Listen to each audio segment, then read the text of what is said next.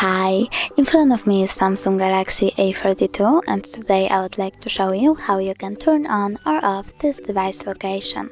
Firstly, open Tab menu. Now click on location icon. Location is now on.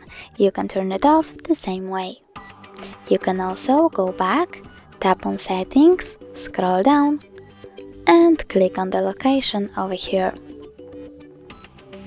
All you need to do from here is tap on the switcher to activate it or tap again to disable it. Thanks so much for watching. If you enjoyed this video, don't forget to leave a like, comment and subscribe. Bye!